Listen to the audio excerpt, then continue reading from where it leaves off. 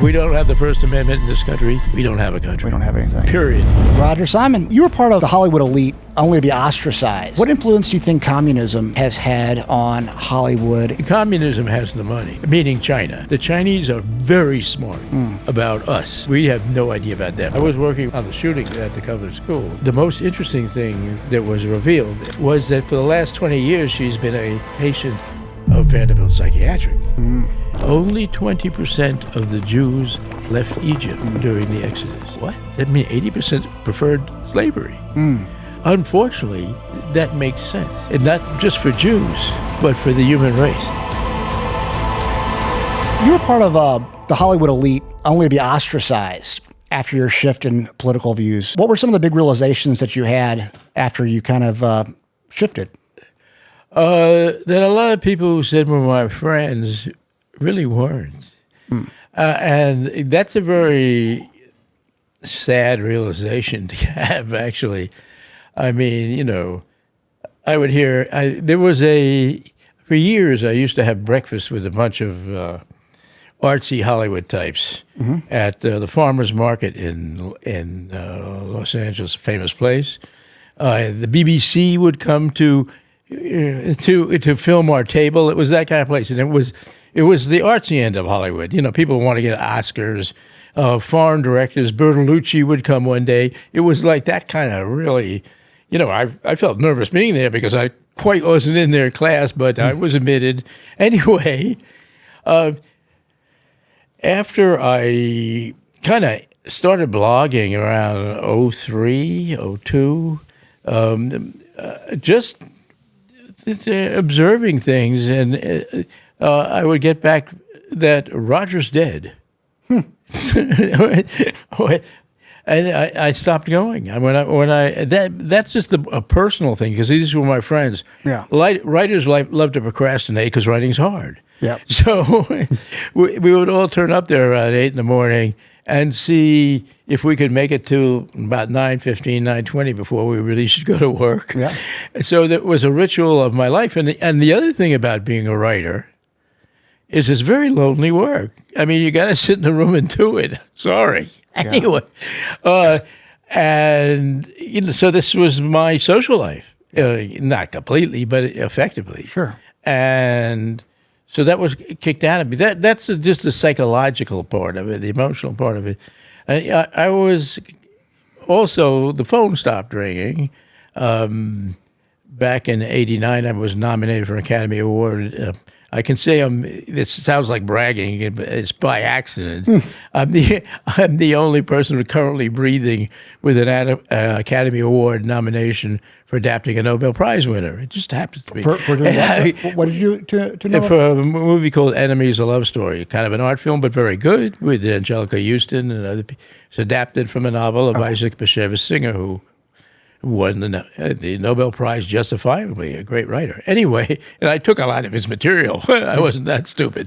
However, you know, after I did that, you know, the phone would ring 3 times a week with offers to spend a lot of money to write very serious kind of Oscar-type pictures. And I got so cocky and stupid that I would turn down most of them. Partly because I didn't have the time to do them all, but the other was, you know, oh, that's interesting, but not really. Anyway, I mean, I turned out things like Forrest Gump. Oh wow! I mean, I owned this building and the one next door and the one next door if I had done it. Absolutely. But when I read it, I said, it's a little cliched. So we all make kind of mistakes, but that was just a mistake. Yeah. But the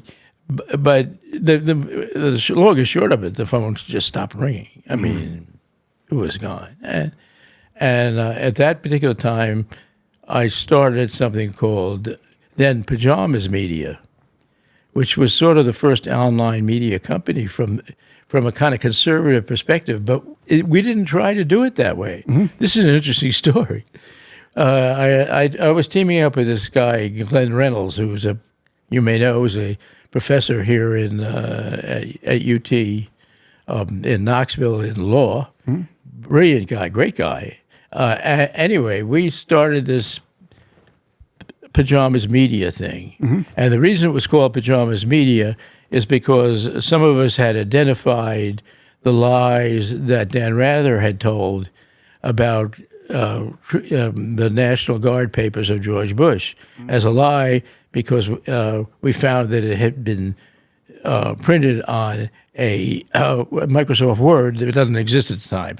So it was a nailed down lie. Anyway, the then executive producer of CBS got on the Late Show. This is all around 02, and called us amateurs in our pajamas, even though we were lawyers and I was a famous screenwriter, all these things.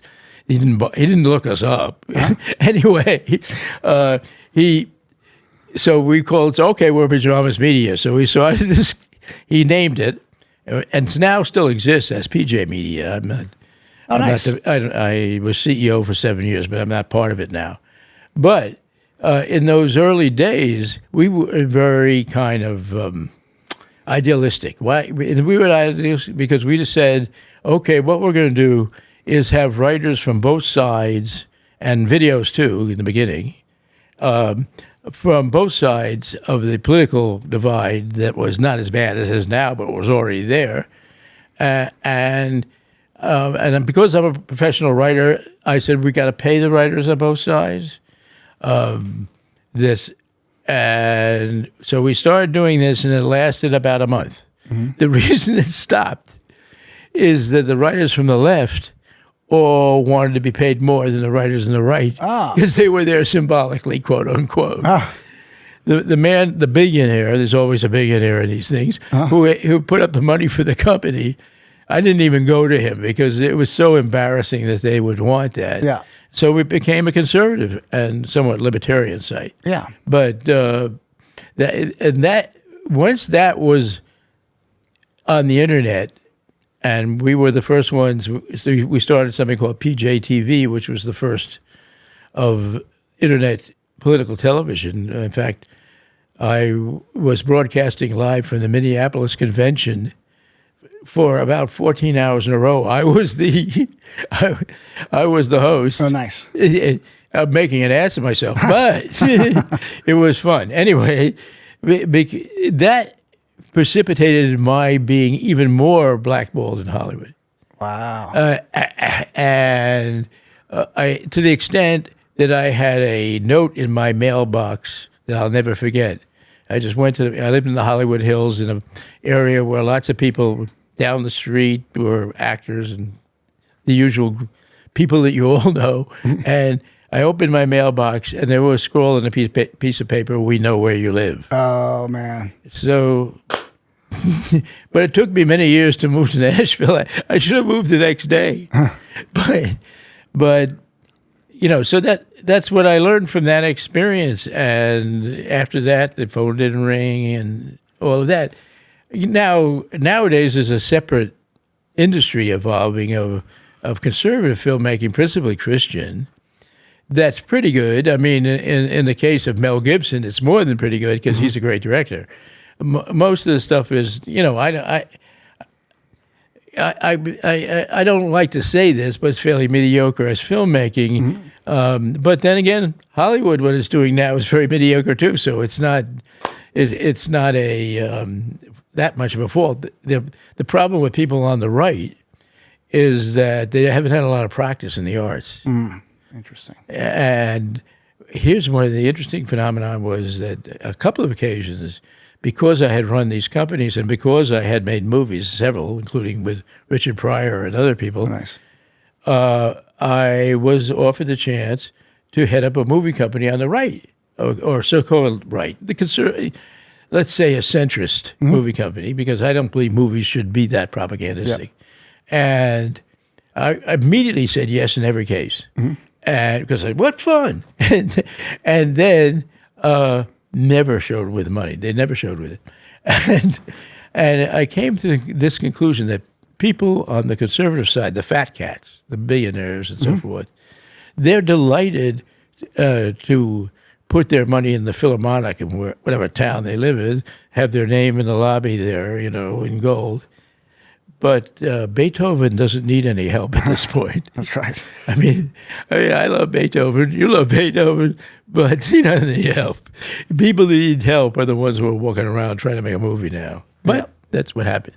Yeah, On the other hand, here in Nashville, there are people on the right who succeeded just because they're really good. Yep. You know, like Kid Rock and so forth. Anyway, but it's an interesting phenomenon. I think it speaks to the kind of misplacement of conservative money in general, not just filmmaking. Yeah, absolutely.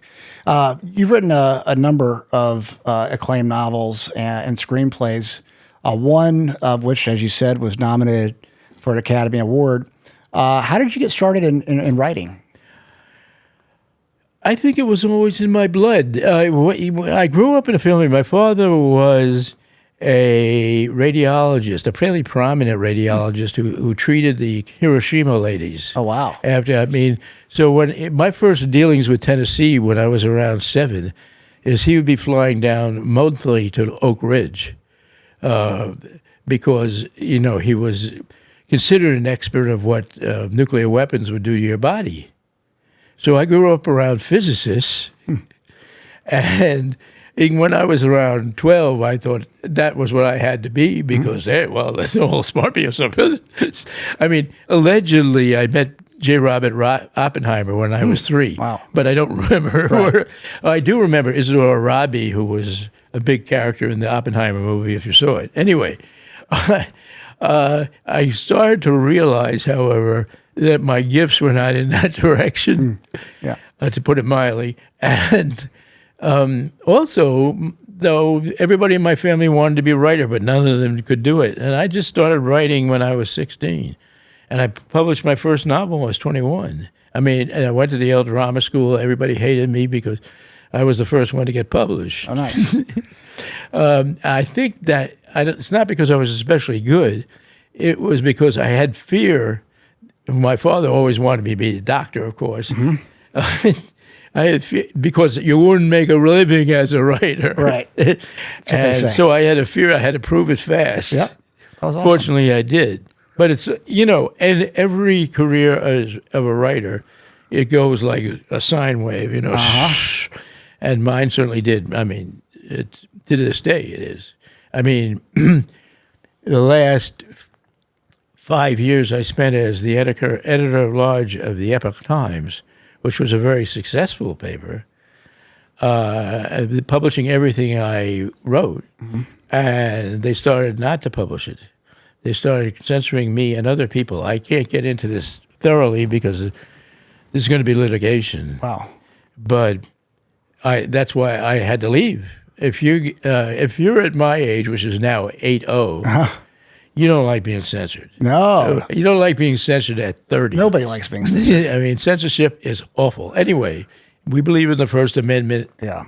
If we don't have the First Amendment in this country, we don't have a country. We don't have anything. Period. No stop. Anyway, so I've just in the last 6 weeks, when my wife was also a writer, a very good one, started a Substack. Oh, nice. Called AmericanRefugees.substack.com, which is doing pretty well, but doesn't have anywhere near what I had at the Epoch Times because they had a newsletter for me. They got, maybe a couple 100,000 people. But all those people, they wouldn't give me the emails. Yeah.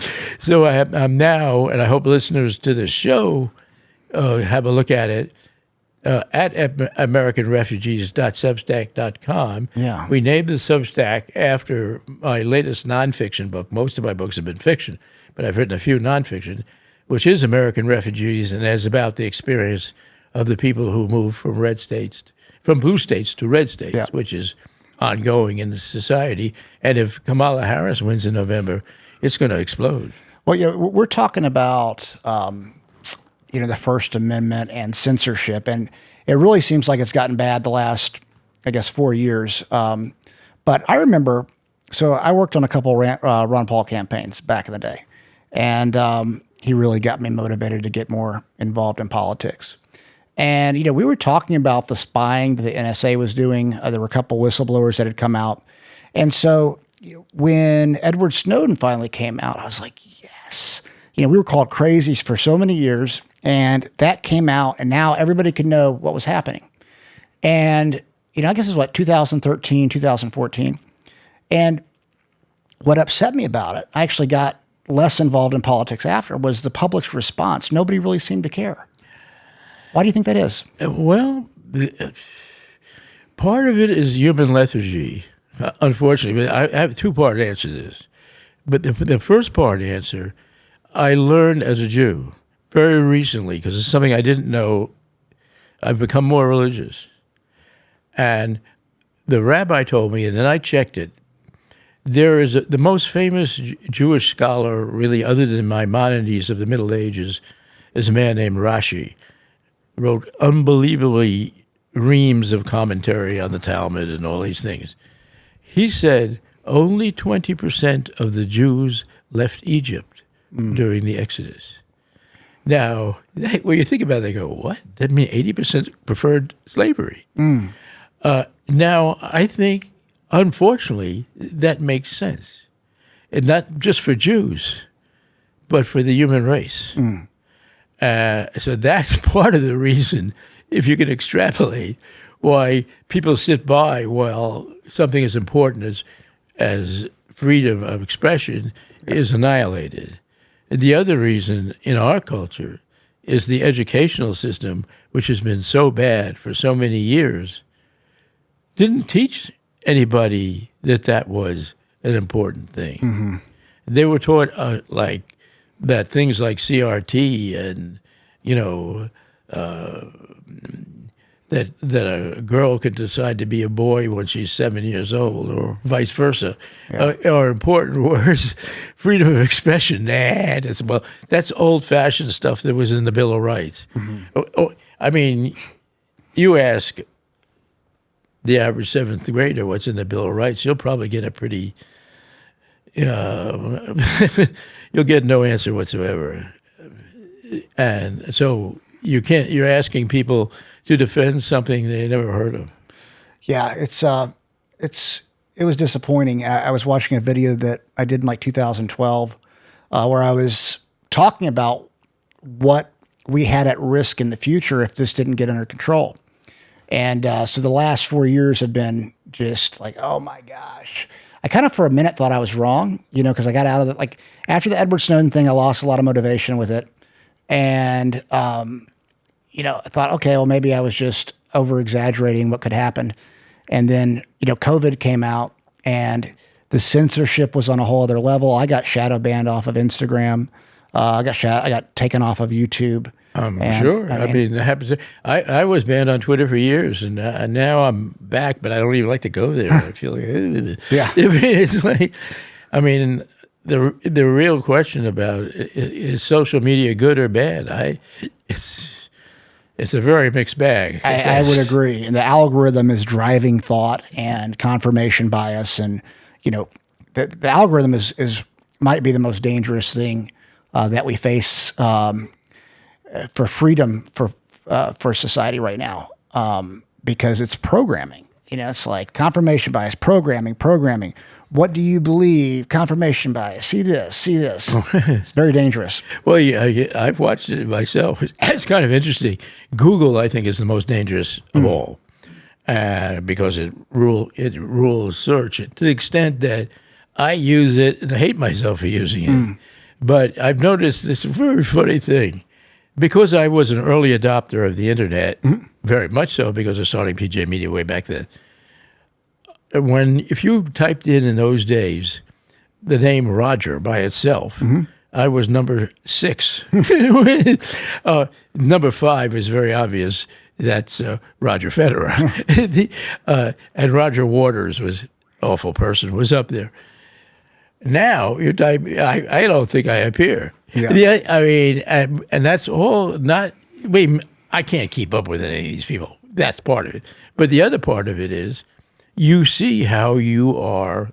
That the algorithm throws you down. And whenever you do a research on Google, anything that is slightly controversial, and where there's a right or a left, you can't find. You have to go to page 5 to find the other response. Now, most people aren't bothering to do that. Yeah. They're just getting. So Google has become an example of mind control. I've been in the Soviet Union quite a bit, and I was in China when people were mousers, and I can tell you that Google they had nothing on Google. Right. Google is far more successful than Pravda.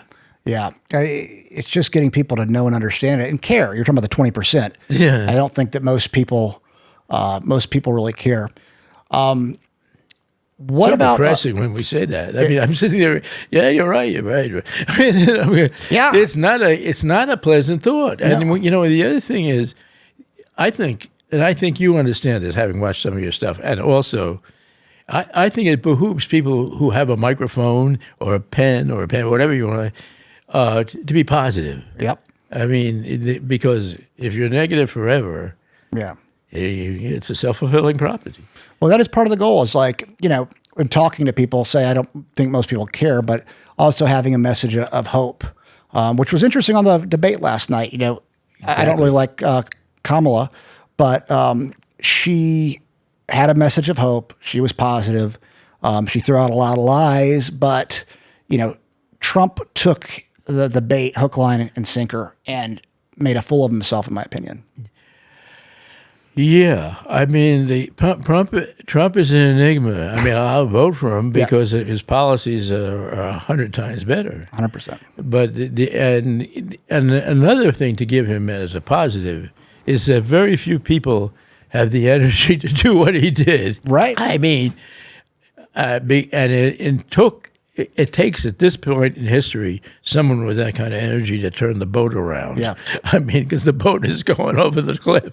However, the guy has the thinnest skin I've ever seen in my life. Yeah. I mean, she was attacking him with the dopiest stuff, and he's still... Crowd says, my crowds are the biggest crowds ever. Meanwhile, nobody leaves. Meanwhile, the boat's going over the cliff, and he's trying to tell us that she's wrong about how many people are at my... I mean, who cares? Nobody cares. Only him. Yeah. That was the problem. That's exactly right. Going back a little bit, because I was looking up your career, it's pretty fascinating. You had an experience with just slipped my mind. You had an experience with the Black Panthers.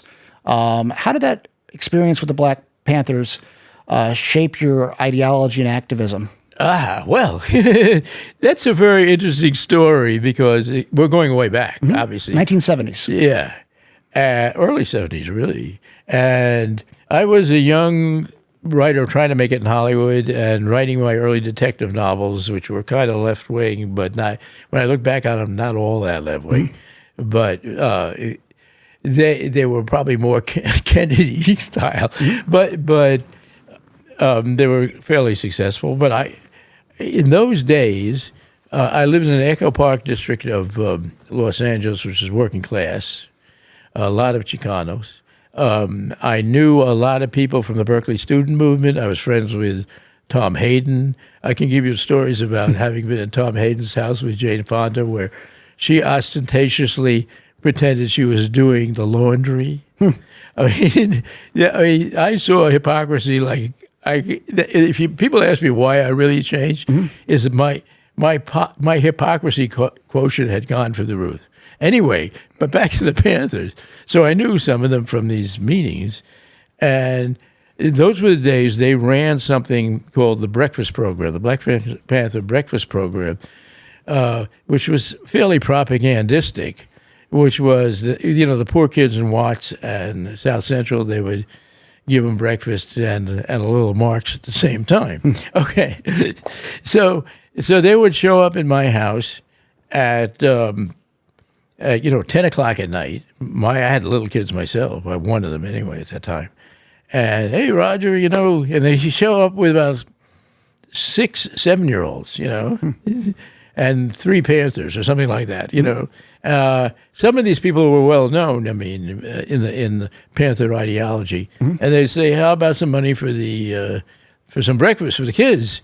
And, I was making more money than I knew what to do with, because in those days, Hollywood threw money at people. It was much easier to make money in Hollywood in the 70s than now, in terms of the money of the day. So I would write him a check for $200, which is, I guess, what maybe $1,200 now. A lot now. But and feel like, oh, I'm doing that. But I was always wondering too, at the same time, are these guys using this to buy AK-47? Because money is fungible, as we know. And as it turned out, I had already turned off the spigot. A couple of the guys I knew were arrested for assault with deadly things. These were not total idealists, to say the least. They weren't happy Black Panthers. the irony of the whole thing is that it got me in work in Hollywood. Huh. Because the Hollywood of that time was so phony, although they made much better movies. It was so funny that my agent would say, Roger knows the Panthers. And to the executives, and they'd say, oh, Roger knows the Panthers. That's cool. Send him in here for a meeting. Nice. So I go to a meeting. I mean, it was sort of like out of a Tom Wolfe's Mau Mau was the Facts Maker. It was like out of that kind of phony stuff. They said, well, what are the Panthers like? Well, they're cool, right? I give a 3-minute rap about the Panthers, and then, the story I'd like to do is, we'll sign that up.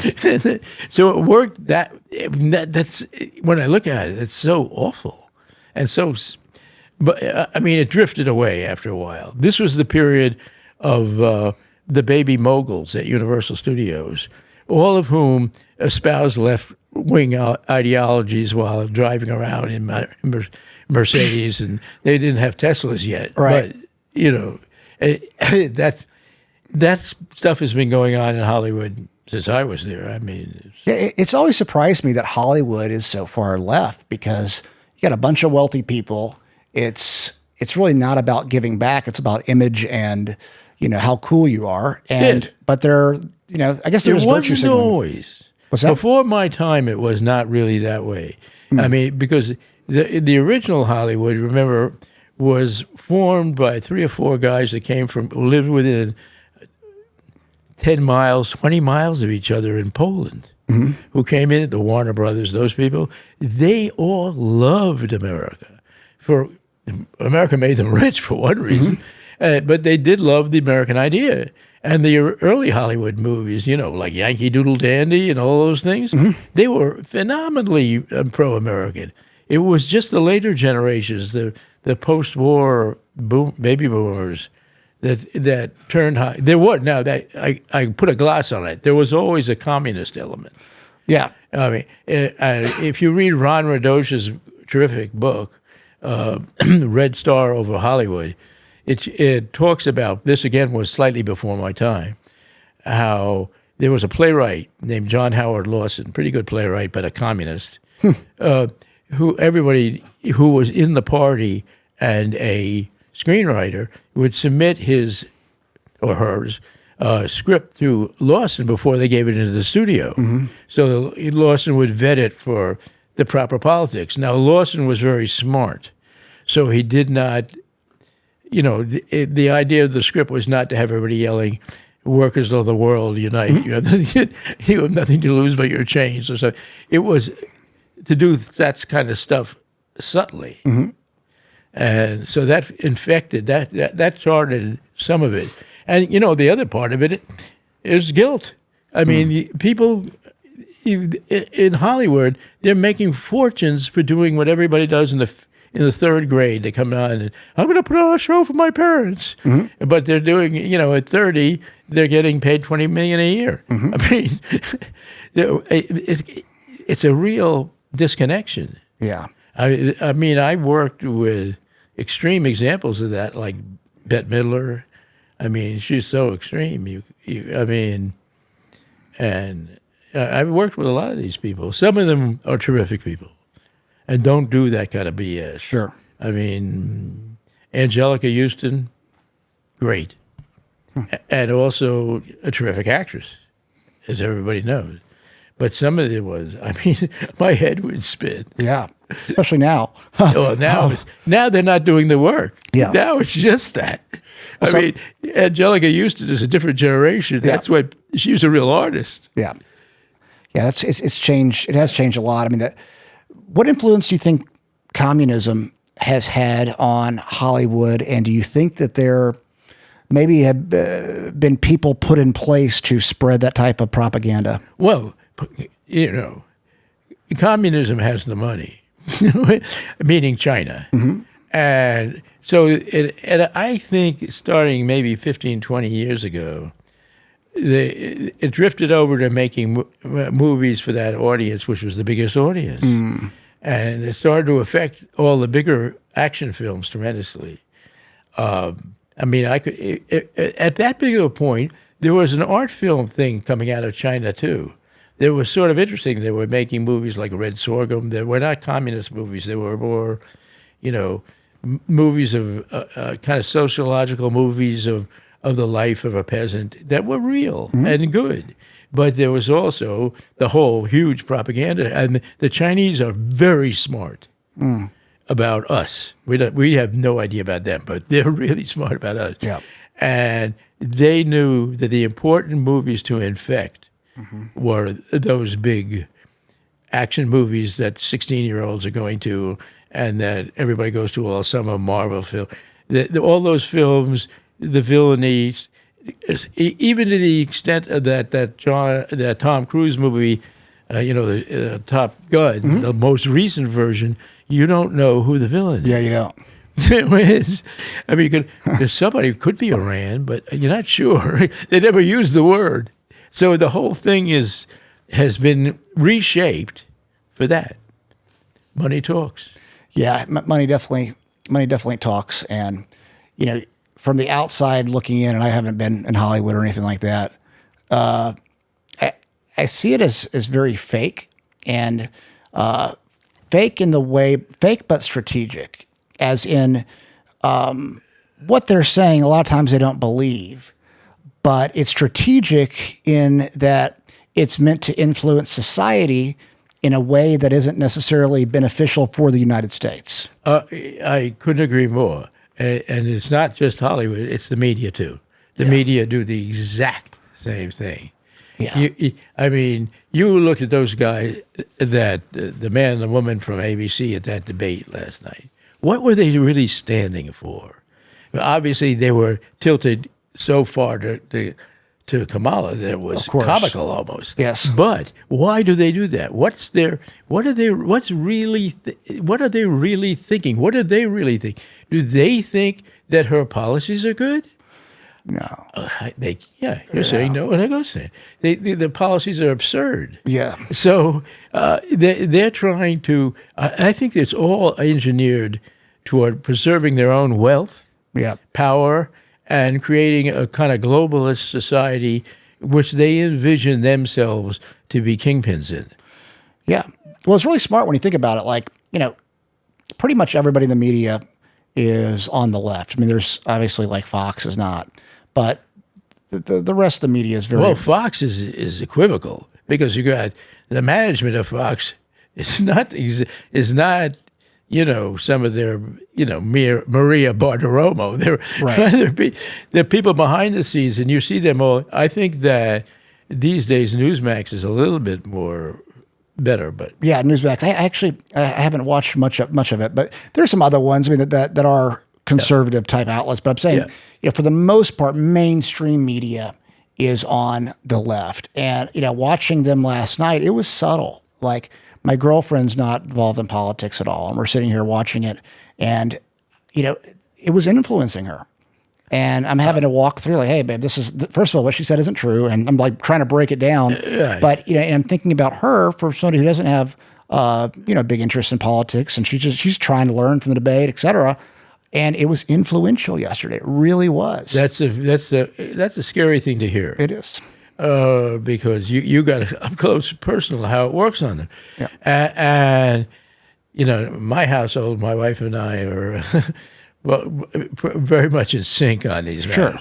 However, the real scary thing is what we just referred to is they don't really believe this stuff. Right. This is a power grab. Yeah. And it's a power grab that makes it all the more shameful in a way that Trump didn't put his finger. He could have said that, Yeah. I mean, and that would have ricocheted across the country. Yes. Instead of saying that was my best. Oh, my best debate ever. Yes, right. You know, typical Donald Trump. Just, you know, and that those type of comments, to me, he loses trust from people because anybody who watched that, maybe there's a few people that just thought he won, but there's no way. He got destroyed. And, you know, he did some, to me, Kamala, I was trying to look at it as objectively as possible. You know, she was highly prepared, and that's what you got to do if you're going to do a debate. She was verbatim prepared. I don't think what stunned me about it is I think that Trump, if he had been paying attention, could have easily contradicted everything. There was nothing very imaginative in what she was saying. Nope. In fact, there was nothing that wasn't totally predictable. Yeah, absolutely. That was what was so shocking is, you know, when I say she was prepared, she knew what she was saying and she stuck to it. And, you know, they knew how Trump was going to react, or at least they could bet how Trump was going to react. And so it was easy, but that's part of preparation. When I was training fighters, I would have, you know, fighters go in and be highly prepared for a fight and, you know, stick to the game plan. This is what you do. And, you know, the ones that are more prepared would win. And she was just prepared.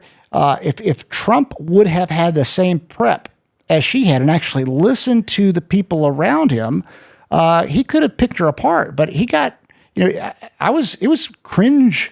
We're watching it last night. Yeah, well, you know, you may be right, you may not be right, because I'll tell you why you might not be.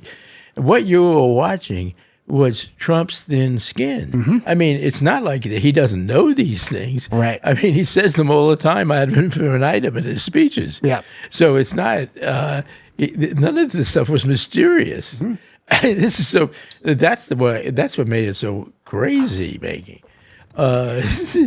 And, you know, part of it is, I don't know. I mean, I'm not a psychiatrist, but he has, what he has is an inability to distinguish between what's important and what's not. Yeah.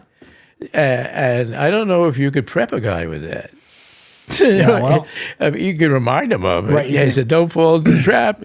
But there were people all over the internet, and I am assuming in his entourage, who were just trying to say to him, now don't sucker for all the crap you're going to be getting, mm-hmm. Which is precisely what he did. Oh, it was, yeah. You talk about kind of blowing it. Like, golly, it was so many opportunities that he didn't take advantage of. I mean, for us watching, we're not speech makers. Right. I mean, I'm sure you've spoken in public. I've spoken in public. Yeah. But there's a difference between that and giving an address as a president or a candidate. I mean, I'd be a little nervous. Yeah. However, it was like a situation where you could the proverbial truck could have been driven through it in this direction. You know, it was what he did with Biden at the debate with Biden. I actually didn't think that debate with Biden was that bad of Biden. And what I mean by that is, we had been seeing it for 18 months, you know, him kind of stuttering and having issues. And it shows you the power of the media. When they decided that what we had been pointing out for so long was important, and it seems like a setup, really. Yeah, I think it was, but it might not be partially the media. The media is always on the side of the Democratic Party. Yeah. But I think the Democratic Party itself, and Pelosi and those people, may have decided, let's get him out there because we want to get him out. Yeah. Well, yeah. So that was their point to do it. They worked together, actually. But didn't it seem obvious, you know, for the last couple of years that he wasn't going to be the next nominee? Oh, yeah. People were saying it all over the place, including Trump. Yeah. He was saying it. He's not going to be the nominee. Yeah. And so there was no shock in that. No. And, you know, the idea that you have the Democratic president, or the president who happens to be a Democrat, get knocked out in July, get out of the race in July, don't have a primary for the party's nomination. And she has done one interview with Dana Bash, just one interview, and now the debate. And nobody's actually pressing her. Trump didn't press her. But it's wild to me that people are taking the bait as well. Like, no, Kamala's the best ever. She polled horribly previously. Yeah. I mean, and she attacked Biden famously in the debate. Yeah. I mean, I think part of it is one of the great tragedies in America today, and that is incredible divide between men and women. I've never seen anything like this. I think I was very involved in the beginning of the feminist movement with an ex-wife, and we lived next door to a lot of famous feminists. I've met a lot of them. And they were all uniformly angry women. I mean, that we can say. But you know, they had a point back in the 60s, you know, equal pay for equal work, things like that. You know, that's just basic civil rights stuff. Nobody who cares. Right. Anyway, it was all done. And then all of a sudden, we've got this situation where all these, this whole election could be run on what I think is one of the most false issues there is. I haven't written about this yet, but I'm going to write about it. I'm expecting to be killed for many quarters. I think that abortion is a phony issue, and I'll explain why I mean that. Yeah, I was going to say why. Well, I'm pretty much anti-abortion. I mean, I can see the science now. The fetuses are at an earlier and earlier date are able to experience pain and so forth. So I get the picture that life does begin at the moment of conception. I mean, why wouldn't it? When else would it? Yeah. I mean, scientifically, I don't understand why anybody says it. That's when sperm meets eggs and forms new DNA. That's a new person.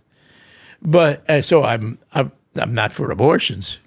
Obviously, I'm not for murder. I believe in the Ten Commandments. Okay, that's pretty simple stuff, actually. But it's evolved into this incredible issue of invasion of people's bodies and blah, blah, blah, blah. No, it's not. I mean, the situation, I think Trump is actually right on abortion, but they won't listen to him. Okay, it's okay in only those exceptions of rape and incest and a serious danger to the mother, which is always a weighing of one life versus the other. And that's it. I mean, and what's interesting in that is I think that the European Union, they have a whole law on abortion. That's essentially the law. What is the European Union's law? I think that's it. I mean, I have to go and look at it. The other thing is that the Mississippi law that created the whole Roe v. Wade revote was pretty much of the same thing. That's all they wanted. Yeah. So none of this stuff is like radical in any way. I mean, and yet women and men are being driven apart on this issue. Yeah. As if men have nothing to say. 12 weeks in Germany. Italy is 14. France and Spain are 14. And you know, my thing, I don't know what the right answer is. I've gone back and forth on abortion. You know, obviously these late term abortions that they are doing, by the way. Yeah. They try to act like it's not being done. Yeah, it is absolutely being done. It was done by the governor of Virginia, ex-governor of Virginia did it. Yeah, he talked about it very, very openly. But you know, there's this idea that I was talking to my girlfriend. Go back to my girlfriend. I consider myself more pro-life. She considers herself more pro-choice. I'm shocked. When we broke down, though, the amount of time she had, she thought there was the cutoff was lower than me. I'm like, well, actually, you're more pro-life than I am. Yeah. And you know, we're kind of going back and forth. But I think that the debate has gotten so you're either pro-life or pro-choice. We don't really know what it means. And most people don't think about this. They just think and in truth, the other thing that's interesting is all this yelling and screaming back and forth. The number of abortions don't seem to vary. No. Very much, very tiny amounts. Yeah. And I mean, who would deny, for example, who would deny an abortion to an Israeli woman taken by Hamas and then raped by a terrorist? Absolutely. Okay. Absolutely. That's an extreme case. Yeah. But same thing could happen in a less unique version in a street corner in America. Right. But so, yeah, I would never. The other thing about abortion is a lot of people. I've never faced abortion that I know of, and so everything I say about it is effectively academic, and I think that's true of a lot of people. Yeah. I mean, unless you've really bid up against it, what do you really know about what you do? That's right. Yeah, it's a touchy topic that I hate that it's gotten so polarizing. I understand why the pro-life activists are so passionate about it. I don't think it does good when they call people baby murderers and those type of things, because you're going to immediately close somebody off so much. And I believe for a lot of these people, it's a hard decision. And, it was really hard for some of them. And let's say that they feel horrible about it, and they're open to changing views and actually learning and talking about it and, having that conversation. But when there's like, oh, you baby murderer, it's like, that's just this hate that's coming out. That's not actually going to get people to do less.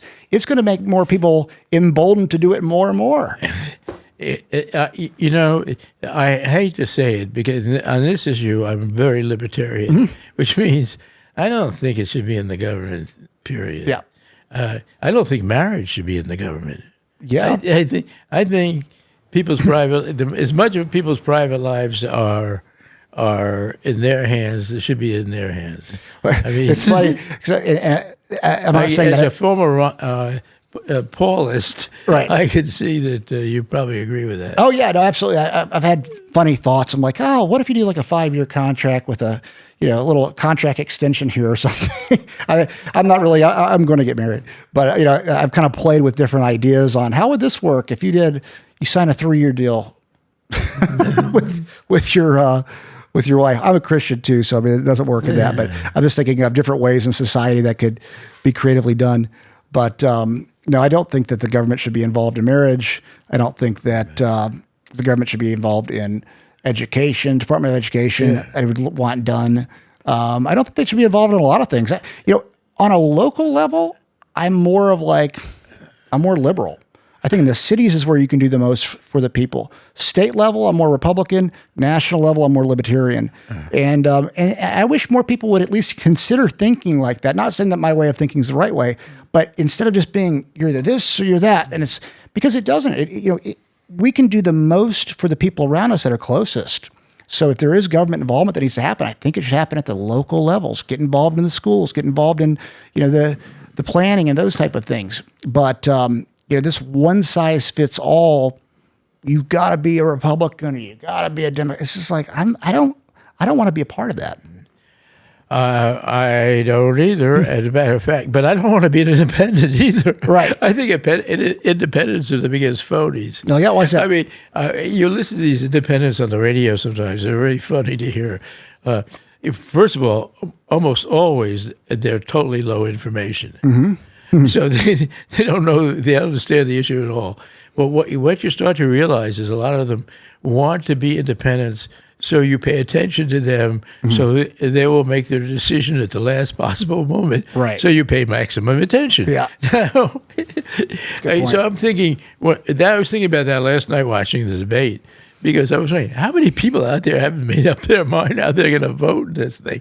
Not a lot. Yeah, it can't be a lot. It can't be a lot. I mean, it's interesting watching Kamala right now and those that are supporting her, knowing that she polled lower than anybody, any other vice president in history, knowing that she just wasn't well liked, and seeing though how quickly when the media turns towards somebody and props them up, people buy it. And they're like, yay, she's the best. You're like, really? She was like, correct me if I'm wrong, I believe she was the most liberal voting person in the Senate when she was. Yes, she had that record. Yeah. And she had that record in spades, we could say, because it's her job as vice president to cast the deciding vote. So she was the one who cast the deciding vote on a number of things that were even Steven. So, no, she has a record. Yeah. That, again, I don't want to beat a dead horse. Where was Trump on that? I mean, but it's pretty obvious. Also, what you're saying is really, really frightening about the media. Yeah. Because I think they're the big bell. Hollywood, everybody likes to bang on Hollywood. Yeah, Sure. okay. But, you can go to a movie or you don't. Yeah. Or you can turn off the channel. Yeah. No, absolutely. I'm thinking of, I'll try this on your piano here, thinking of writing a piece urging people who are conservatives. I don't mean, when I define a conservative in this issue, I mean anyone to the right of Trotsky, to boycott the networks. Because I think the networks have a tremendously malign influence on our society. They've been monolithically this kind of it's statist liberalism. I don't call them really. They're not really leftists. They don't believe in communism. They're corporatists. Yeah, they're globalists. Yeah, and so now this is a kind of hard boycott to do, particularly for men, because men like to watch sports. I mean, sure. I like to watch sports, not as much as some guys, but I like to watch it. Yeah. And so you're going to have to find a new way to watch sports. Maybe this FUBU network or something like that. Yeah. But you're not missing anything else if you obliterate the networks. And you can't expect the government to. Why do these people 2, 4, and 7? They've been 2, 4, and 7 since any of us were born. Sure, absolutely. I mean, all we'll use is I was born into it. Yeah. And the influence of that dwarfs Pravda. I mean, it's like, and it shouldn't. It has to go. Yeah. And this last night's display by those people, which was beyond belief. Yeah. Should be an impetus to something like that. Yeah, I think people watching, people like you or I who follow things closely, we're catching it, but I don't think the average person would have caught what they were doing and how unfair it was. I beg to differ. I think a lot of people did. Really? It was so extreme that I think that, look, we don't know. Yeah. Neither of us know to the extent that it's a difficult thing to survey. Sure. And when I was running PJ Media, I actually did some polling. And I learned something really awful about polling. When you call the polling company, because we didn't do it, we used companies, you hear on the other end, not explicitly, but in the intonation of the other person, how would you like this to turn out? Yeah. And so you can, these things are so manipulable, it's silly. Yeah. So it's, I don't know the answer to our question of how many people I've never seen a case that was almost as absolutely blatant. Yeah. So I think at some level people get these. No, I think they do. I keep going back to my girlfriend because, she's trying to learn more. She's wanting to it's good. I'm not trying to influence her, by the way. I want her to just figure out things, all better. And that way we can. Because she didn't really figure it out then. Yeah. And I know that she didn't get it. I was having a conversation with her afterwards, like, hey, well, did you see how they're saying this? And I'll set her up like, hey, they're going to say this next, watch. And so this is how it's working. But I want her to make an opinion on her own. And yeah, I know she didn't see the commentators, the debate hosts doing what they were doing. And it was obvious and infuriating to me, but I don't think, and I was, kind of looking at the internet and just kind of seeing I think I kind of got it grazed over. Yes, people are saying it, but I think people are so used to these are professionals. This is what they do. It's propaganda. They're influencing societal thought. They have control of the algorithm online. And, I think it's the biggest thing that we're battling right now is waking people up to what's really going on. Because once you take away the veil, it's like, whoa, you see it the everywhere. Wizard of Oz. Yes. But, my thinking is that this is an opportune moment for people in our shoes to call this out, because there was a very good illustration. Yeah. And so that's why I'm thinking of doing it now. But because sometimes it's too subtle. Yeah. And then, that's more dangerous maybe. Yeah. But this is a good time to mention it, because the examples are pretty flagrant. Yeah, absolutely. In your book, I Know Best, you argue that moral narcissism is tearing apart America. Can you explain how you see this playing out? Yeah, okay. Perfect segue. That's an interesting thing, because that book came out just before I was on Dennis Prager's show talking about it. Dennis is a Haiti guy. And he said, wow, moral narcissism, what a great phrase. This is going to be the phrase of the age. And then 2 weeks later, we heard about virtue signaling. Now, there's similarities between virtue signaling and moral narcissism. But the difference is that virtue signaling is what a moral narcissist does. Yeah. And that, in other words, what I pointed out in that book on almost every issue, I mean, from global warming to race and so forth, that what people say is what makes them happy, not the results of what there's a deliberate disconnection, and the moral narcissist doesn't care at all about the results. In fact, doesn't notice them. And the other thing I try to point out is that by being a moral narcissist, you join what I call the American nomenclatura. If you know what a nomenclatura was, what went on in the Soviet Union under Stalin, means name list in Russian. In other words, you get to be on the name list here, and it's good for you in many ways, from getting a mortgage to running a business to whatever it is you do, or being in the media, or being in Hollywood, or et cetera, et cetera, et cetera. So that's what I believe. Oh, I should have. This is easy to edit. No. It was a scam. Yeah. Believe it or not. Yeah. Anyway, so I'm very proud of that book, actually, even though it didn't do as well commercially because of the advent of virtue signaling, which is a simpler way to describe it. I like the moral narcissist term better, though, because it really puts it, in I do too, because I came up with it. Wait, let's bring it back or bring it up again. You know who loved it was Rush Limbaugh. Okay, and he read sections of the book on the air. I have never had my email and text light up as it did when he did that. Did you know Rush? I met him once to shake his hand. I didn't know him. Gotcha.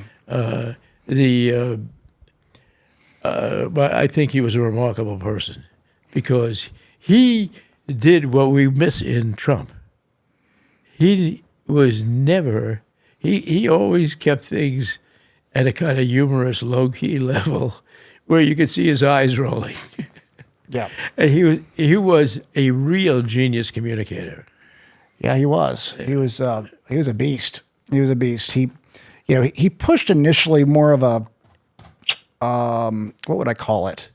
A neoconservative view of the world. So did I. Yeah, well, a lot of people did. I just wrote a piece for the American Refugee Substack about that, because it was a piece about why Cheney and Bush hate Trump. And this is directly about the problem of neoconservatism, and it's a mea culpa. I have mea culpa on neoconservatism many times. So it wasn't my first time. Sure.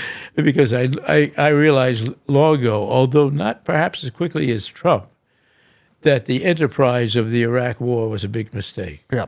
So therefore they hated him for life. And so that's what I was writing about. It's not about any of this January. See, in fact, it's that he trashed their legacy correctly. Correctly. Yeah. And I'm no doubt that Rush would have revised his opinion. The reason I'm saying that is that at the time of the beginnings of the Iraq War, we were all seduced by a big fallacy. There were small fallacies like Saddam has weapons, blah, blah, blah, those kind of things, or he was involved in 9/11, he wasn't. All those kind of things. But what the major fallacy that motivated me, and I think many others, was if we put down people like Saddam in a vicious war, the Middle East will turn into Denmark. Right. That was the dream. Yeah. Shock and awe, and they would, well, that was idiotic. They just emboldened the enemy to fight harder. Ultimately, that's what it fight harder. It's a tribal culture. Yeah. You don't trade it. It's a tribal Islamic cultures. Yeah. You ever read the Quran? No, probably not. Most people haven't. I have.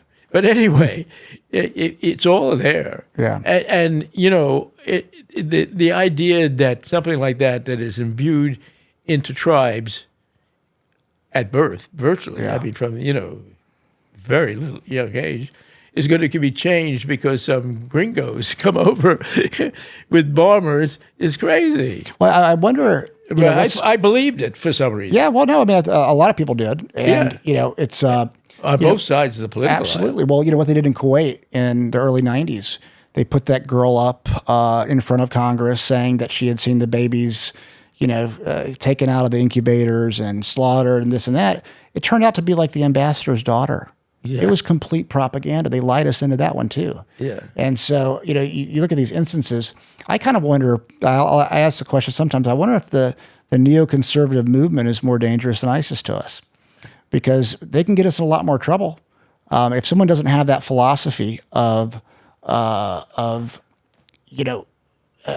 going to creating world wars and where we're the policemen of the world. I mean, you look at Trump's philosophy; he got rid of ISIS really quick, just with common sense, with a new way of thinking. Oh yeah, no. If you're going to fight a war, fight it and win. Yeah, hopefully in 3 weeks, and that's it. That's right. Don't get. And the Ukraine war. I think that what Kamala is at root a neoconservative. Ooh, well, the neoconservatives are now in the Democratic Party. Yes, Bill Kristol, the whole crew, mostly. Yeah, and I could see that when she was talking about being strong in Ukraine and all that nonsense.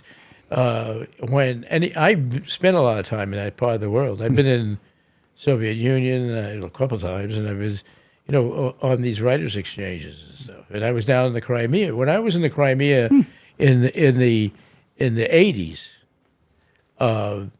everybody assumed it was Russia. I mean, this is before at the break of. I mean, I was taken to Chekhov's home, obviously a Russian, to Rachmaninoff's home, also a Russian. I mean. It was. I was surrounded by KGB. I think it was Russia.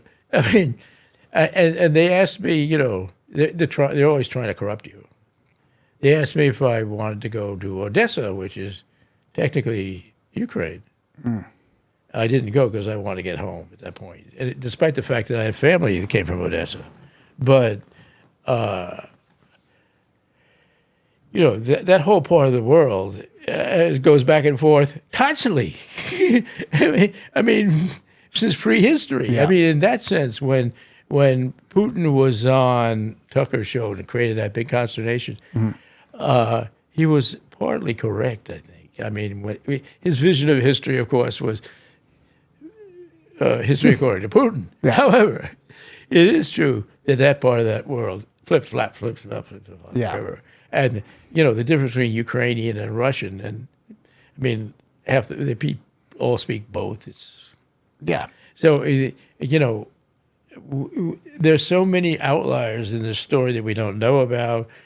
The possibility that we had put bioweapons research on the Crimean border. I don't know the truth of that. Yep. I mean, I'm not in a position to find out.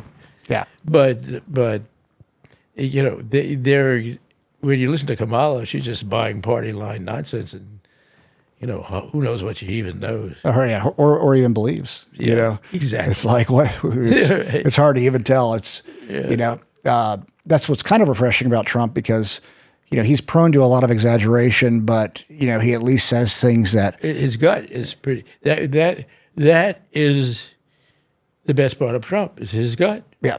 I mean, that's why I'm voting for him. I'm not voting for the guy who last night he went on and on about he has enough people at it. People are not leaving my speeches. I've got the biggest crowds. They don't leave. They say, you bus them in. I'm one who turned it off because I wanted to watch the U.S. Open. Yeah, that's good.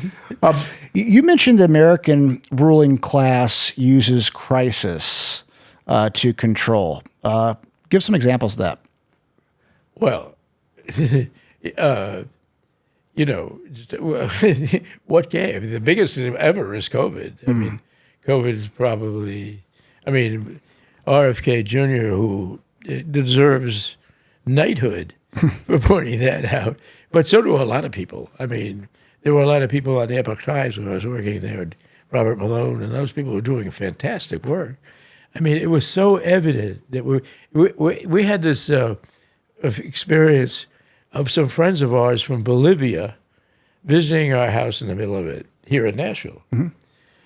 And they were doing a tour of America. The guy's Bolivian, and the wife was my wife's new roommate at Princeton. Okay, so they came, they stayed at our house, great people. They live way up around Cochabamba, up there in the Andes, and they do good works with the natives and all that. They're really good people. Mm-hmm. Anyway, they had an experience of COVID. It was fascinating. They said that when it hit their area of Bolivia, nobody could afford the shot. They couldn't afford the shots, and people were having a great deal of problem. So finally, the government went and dropped hydroxychloroquine and the other one, ivermectin. Ivermectin. Plus antibiotic in everybody's house, cleared up everything. Wow, it's not surprising. Yeah, it's not surprising, and but all over the third world, they had better results than we did. Well, so I own a hospital group in Mexico, and so we ran, I think maybe the first pilot study on ivermectin with our employees as a prophylactic preventively. And out of the staff that took it, 58% that didn't take it got COVID. 0 that took it got COVID. And I wish I would have set it up correctly and been able to publish, but we didn't. That was the first kind of idea that we had. And I was debating with our scientists, and a lot of them, like I have very, very high level scientists working for us, or we have very high level scientists working for us, and different heads of NIH at different times, and et cetera.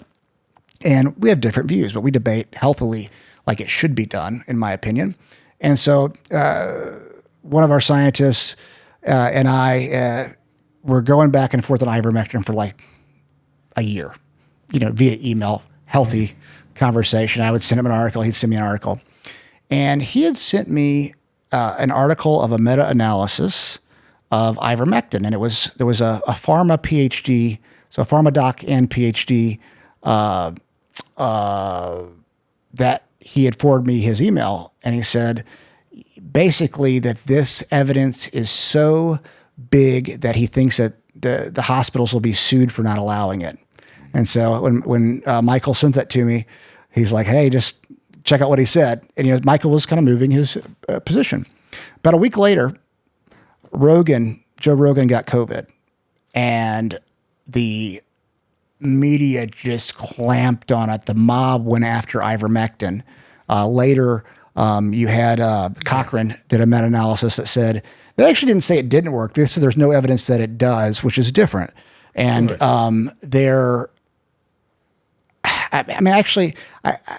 I somewhat agree with their methodology. I agree with their conclusion. I understand how they got there, but because they just disregarded anything that wasn't a very, very solid study. If that's what they wanted to do, like that's their deal.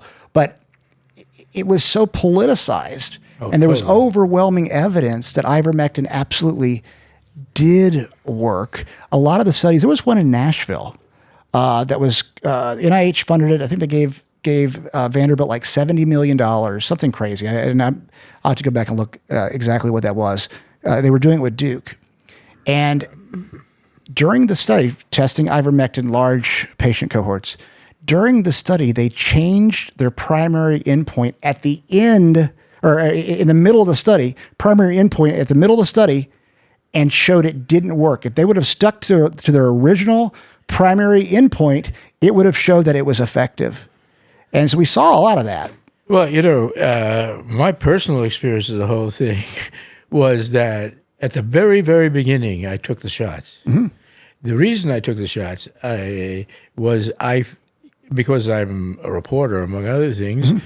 I felt I wouldn't be allowed on planes without it. Yeah. It turned out that wasn't true. Mm-hmm. After that, I never took another shot. I mm-hmm. still haven't taken another shot at all, of any kind. Flu, booster, nothing. I have never gotten COVID.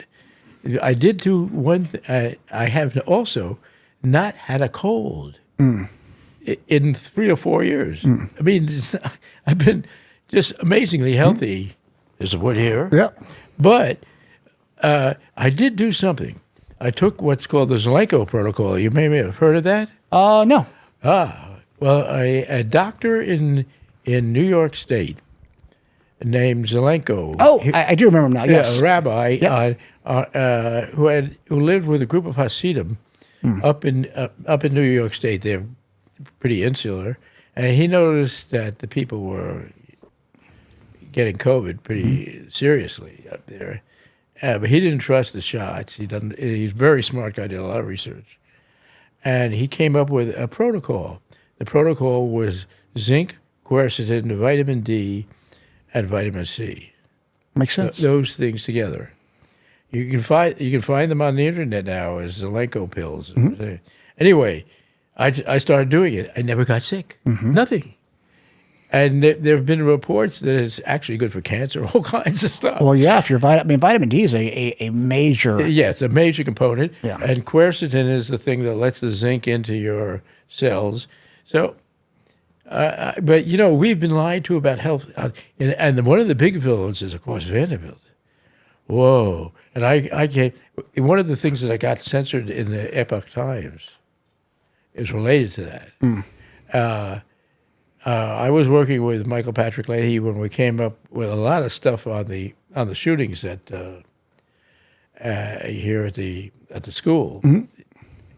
and at the Covenant School. And what the most interesting thing that was revealed, they revealed her manifesto was just the crazy ravings mm-hmm.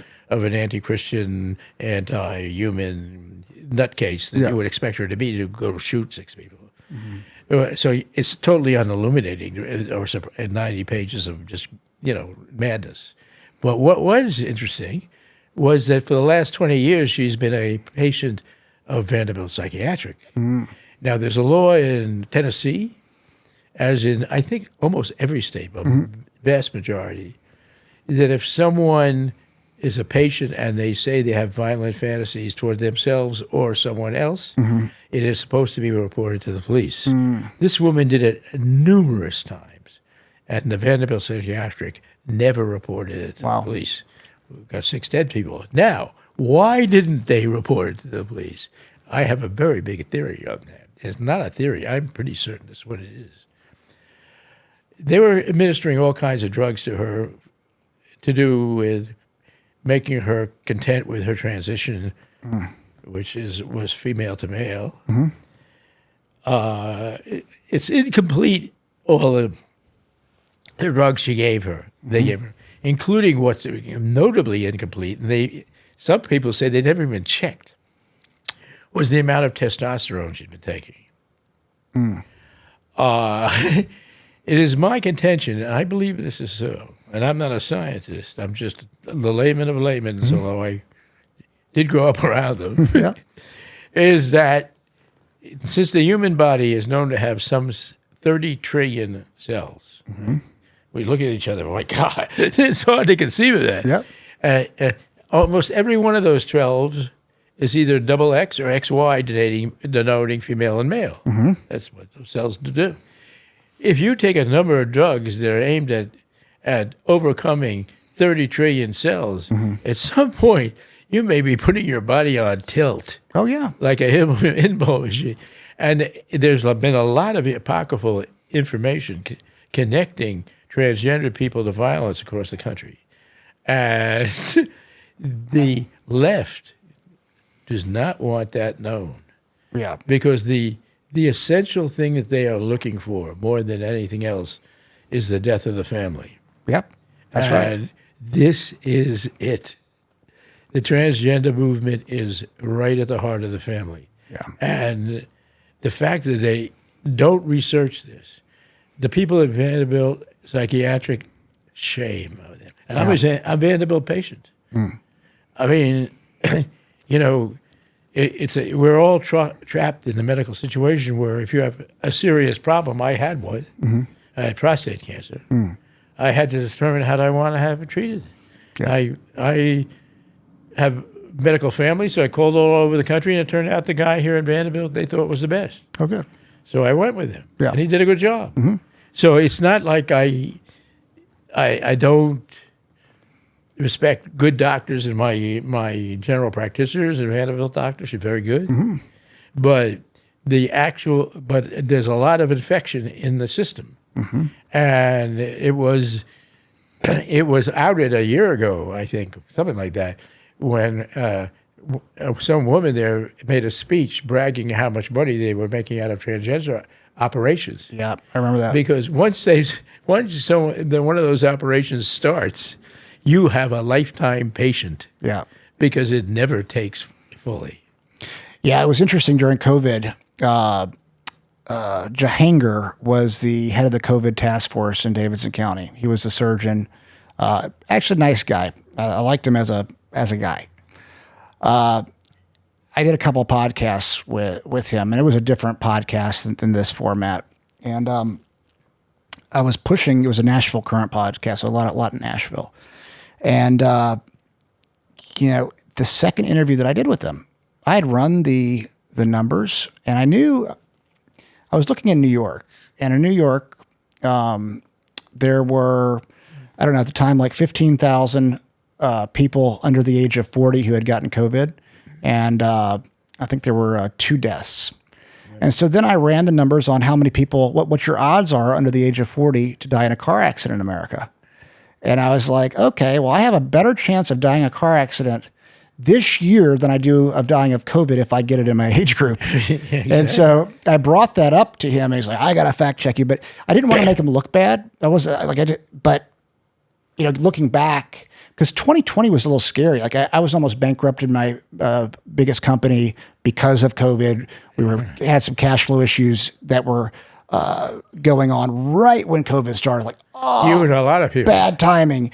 You know, East Ivy, my house here, we were allowed to do events at the time. It was doing weddings and stuff. We haven't done an event in 4 years, or official event in 4 years. But so I didn't want, and the city had shut us down, and I had to give back $100 and something $1,000 in deposits. And so I didn't want to upset them so much that they came after me. Right. But, you know, looking back, I'm like, gosh, I wish I would have just been vicious in that interview with him, because he was so wrong on so many points of view. It was kind of like, did you see Joe Rogan and what was the guy, who's the CNN doctor? Sanjay Gupta? Yeah, Sanjay Gupta. Yeah. So it was kind of like Rogan and Sanjay Gupta. Rogan's not a doctor or scientist, but he destroyed Sanjay in that interview. Yeah. And just with facts. And, but I didn't do that. And, I looked at how Vanderbilt handled the whole deal, and it was not based on science. It was all based on fear. They got people to believe it. They shut down our city. And I kind of vowed to myself, never again will I do that. If there's an issue, in the city. I will be the loudest. I was still one of the loudest people screaming after a few more months. Sometimes it's hard. It's the old song from that musical Le Deuce. Le Grisby is the root of the evil in man. Yeah. The Grisby, cash.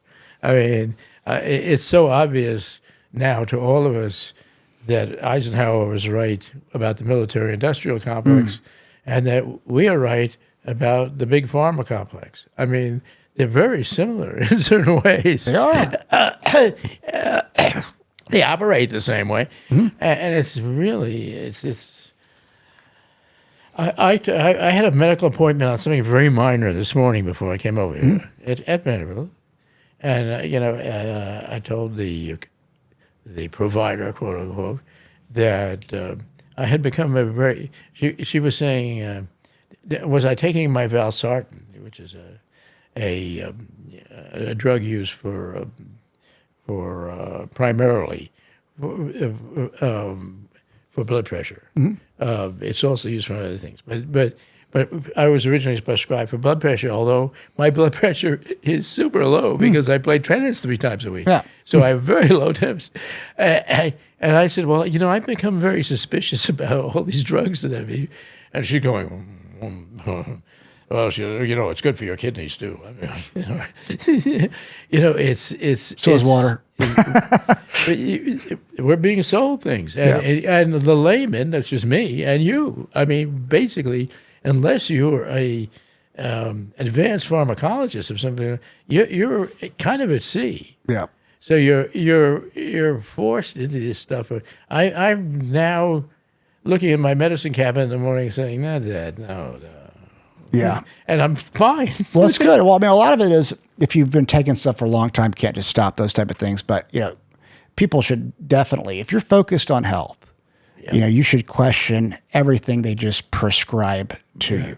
Eat well and exercise and get sleep. That's right. Those 3 are like, Those are more important than a drug you're going to It really is. It really is. And, society's gotten so used to take a pill to fix this, take a pill to fix this. And we were trained like that. I was trained like that growing up. Like, oh, take a Tylenol here, take this here, take that there. Yeah. And so now it's like, you look at some of these prescription cabinets for people, they got 20 drugs. They got this to take care of this, but this to take care of the side effect of that. And it's like this, never ending consumption. Watch out for antidepressants. Oh That's another story. They may be entirely a myth.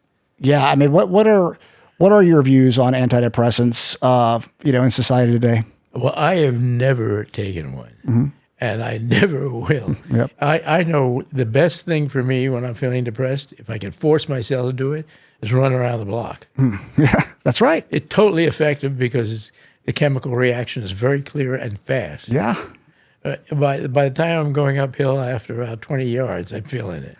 And the depression is, where's the depression? I got to get up the hill. And also all those other endorphins are shooting out into my body. Yep. With the I read somewhere that half of France takes antidepressants. Really?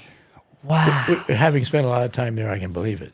Wow, that's incredible. I mean, did you see the study that came out? I think it was last September or so, showing that depression really is not a chemical imbalance. That's not a real thing. Well, that sounds like a cognitive therapy kind of thing. It was. They actually had a study that debunked what we've been being told. And it was a big study. I think it was like in Nature or something. It was a big, study. And can you pull up that, Warren, put a study on chemical imbalance, depression, debunked? It's interesting. I just read a screenplay by a friend of mine. People are frequently sending me screenplays for advice, thinking I still have a conduit to Hollywood, which I don't. But this guy's screenplay was a romantic comedy set in New York between a therapist and an author of self-help books. And he of course thinks therapy is ridiculous. And she thinks he's a naive simpleton who doesn't look into his soul. And of course the script sort of favors the naive simpleton. Yeah. I think one of the problems of our society that has a tremendous political reflection, and I see it in New York, people I know, that they think that people who support Trump have a mental issue. Yeah.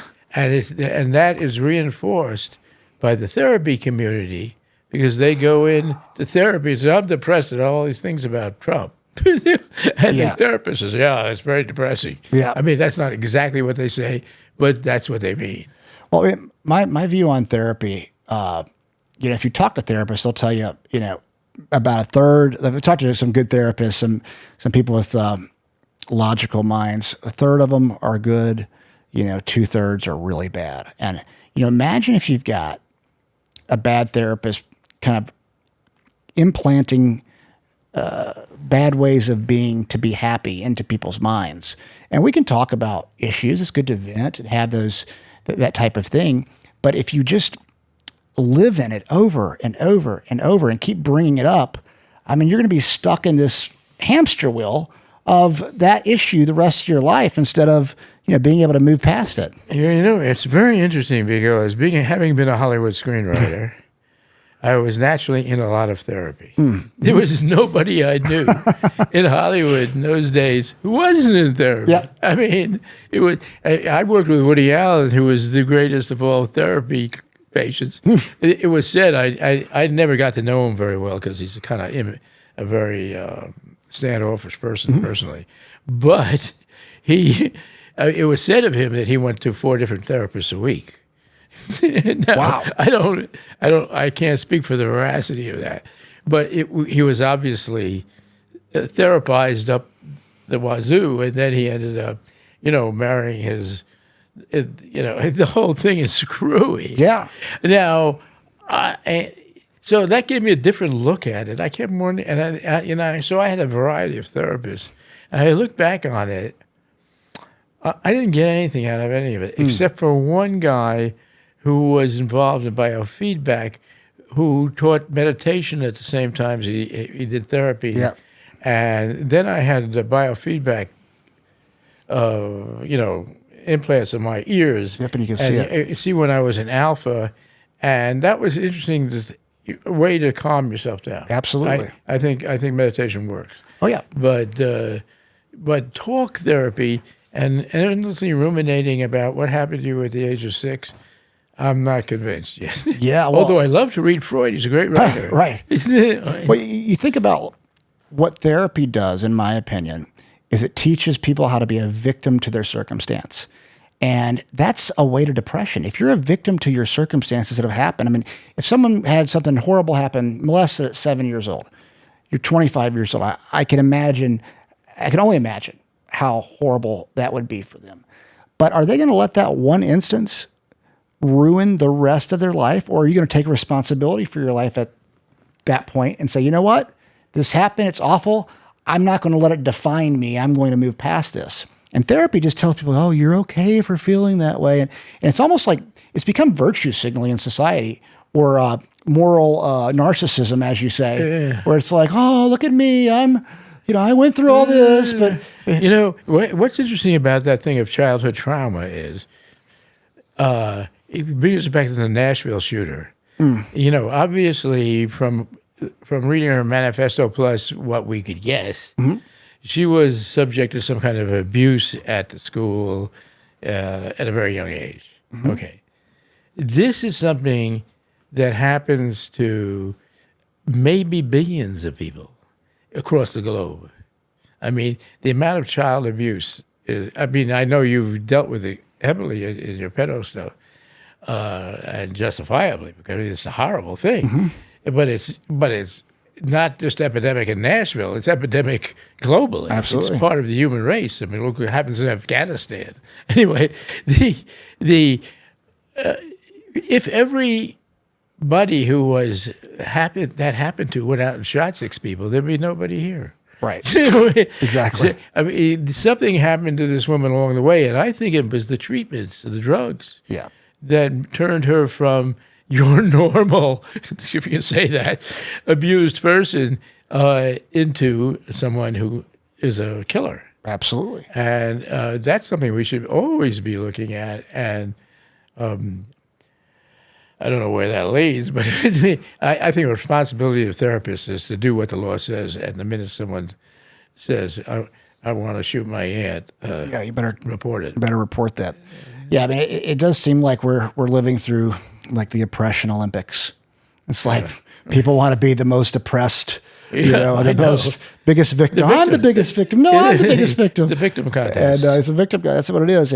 And I do think good therapy for people. I mean, like what Jordan Peterson talks about, as long as it has personal responsibility behind it, I think that's good for people because that is the way to happiness. Take control of your life. You can give it to God, but also take responsibility for your life and not blame other people for what's happening to you. Well, my understanding of God is that's what God wants you to do. Yeah, absolutely. So go to God for it, but don't put it on. It's somebody else's fault. Blame it on the devil, fine, but not me.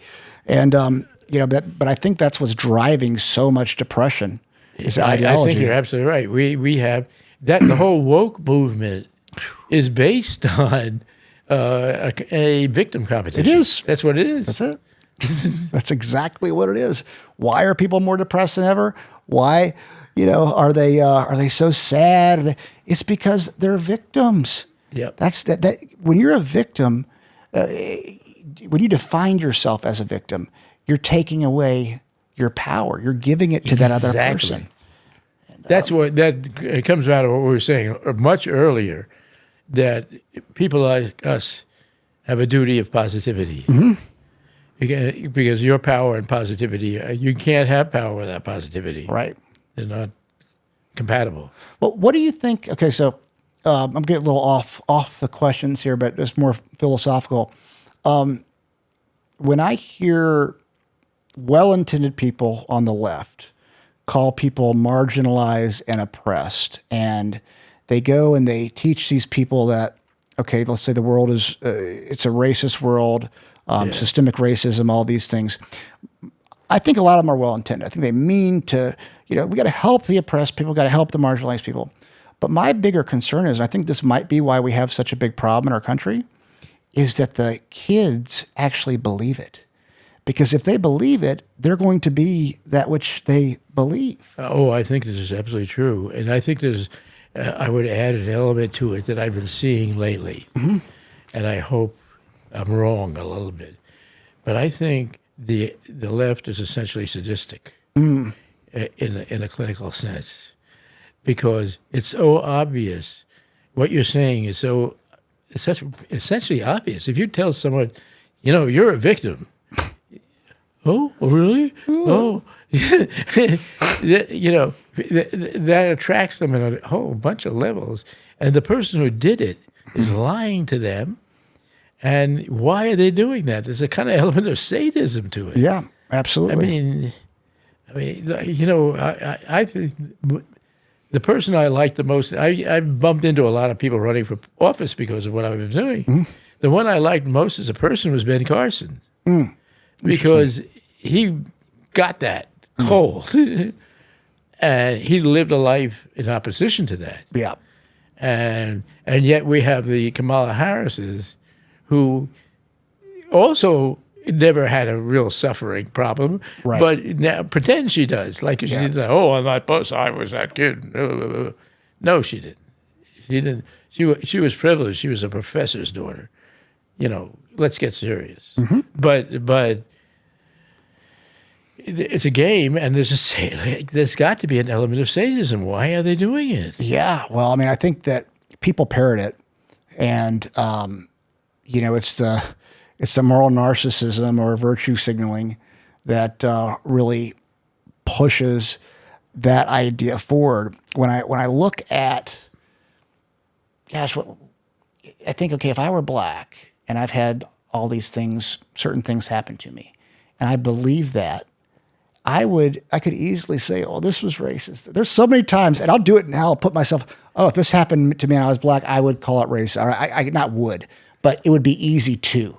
Yeah. And that's where we're at. It's like, and it's almost taken, because I don't like real racists. I don't want anything to do with them. Mm-hmm. But they've almost taken the impact of those that are really racist away and just kind of thrown a lot of people in that bucket, or, in many different ways. They've taken the true evil and put that evil, spread it out on everybody else instead of just focusing on what is really evil. We're all against racists. We're all against, pedophiles or anybody like that. We should be. Yeah. But, we're not. So, yeah.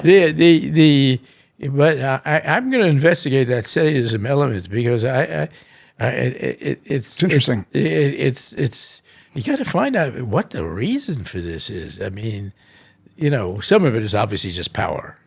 Power, control too. Think about this. Yeah, those are related. Talk about how to control.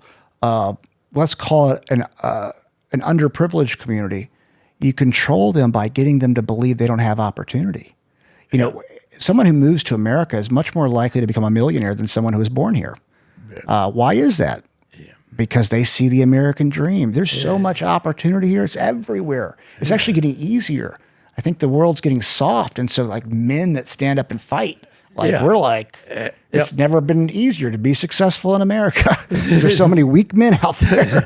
That's it. I never heard it say it that way, but I think you're right. Yeah. It fits in with that, what's been shown is the testosterone level has gone down. Yeah, it's been dropping. Yeah, that's weird. It could be in the food. But you look around and you see it. But on the other hand, how did it happen? That's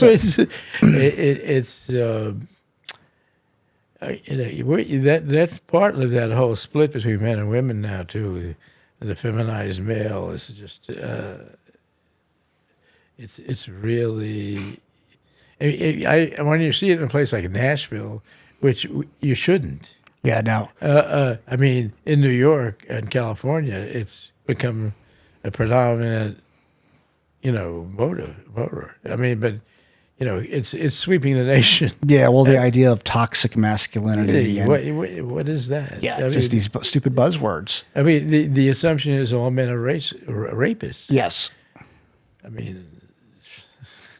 It's so absurd when you even look at, when you look at things honestly, even slavery. I look at slavery, obviously a horrible thing.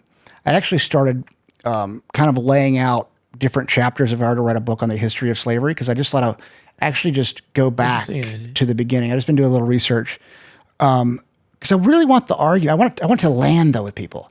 I want it to land to where if they get it, they realize it's not white people, it's not black people, it's human beings throughout history have done this for thousands of years. Well, slavery clearly goes back before the Jews and the Egyptians. Oh, that's the famous one that we have in the Bible. Mm-hmm. But in pre-biblical times, it was obviously going on with different groups. Yes. And blacks have done it to blacks. Everyone knows it.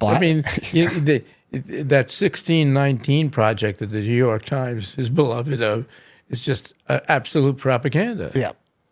The New York Times, I should come in here one time and we'll do a whole thing on the New York Times. I could talk about the New York Times for 2 hours. Oh, yeah, well, and it is pernicious influence on America. Because I used to write for the New York Times. Oh, yeah. So I did a couple of times for the book review. I wrote full-page essays and so forth. But in the 80s, they wouldn't accept a word I wrote now. Yeah. In fact, they used to review all my books very well, from very good to excellent, depending on the book, the detective series. Since I wrote books from a conservative standpoint, they haven't even reviewed them. Yeah. But they're not. You become a but there's no bias with the New York Times, as they like you to believe. There's no bias. Well, that's why it's so evil, because people pretend that. If they just said we're a left-wing publication, fine. Sure. Yeah. The most famous case of fake news before the term existed in the New York Times. Quite famous, very powerful. My wife and I wrote a play about it. It was done at the Beverly Hills Playhouse. I don't know if you know of a man named Walter Duranty. Does that even? No. Okay. I'll briefly inform your audience about Walter Duranty, that they can look him up. Walter Duranty was a very bohemian character who, in the 20s and 30s, who actually had one leg because he lost a leg in a train accident. But he was a Brit. And he used to hang out with Aleister Crowley in New York and take drugs in those early days. Anyway, he became the Moscow correspondent of the New York Times. There were only 3 or 4 correspondents during those times and during Stalin era. So he became essentially the voice of the Soviet Union to America. He was a pretty good writer. He wanted to be a screenwriter. He'd failed, but he lived a very bohemian life in Moscow. Had a Ukrainian wife that he cheated on serially, but what he did was he reported to the New York Times, misreported what Stalin was doing.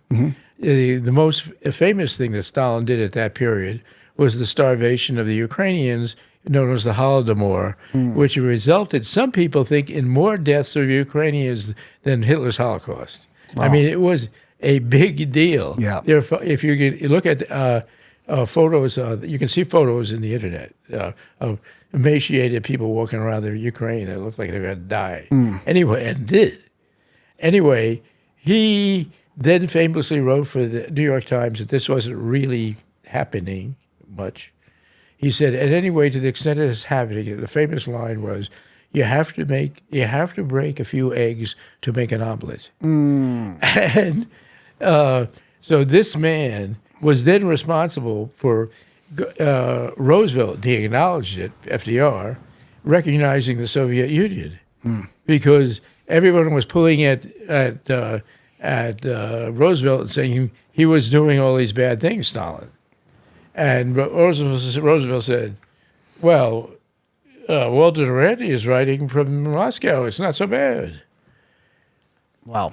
It's probably the most effectual instance of fake news ever. I mean, it changed history. And later on, Roosevelt exceeded the Stalin in Yalta and said, okay, you guys can take Eastern Europe. Interesting. Yeah, it's interesting how the media can write something fake and it can change history. So like that. They also did it with Cuba.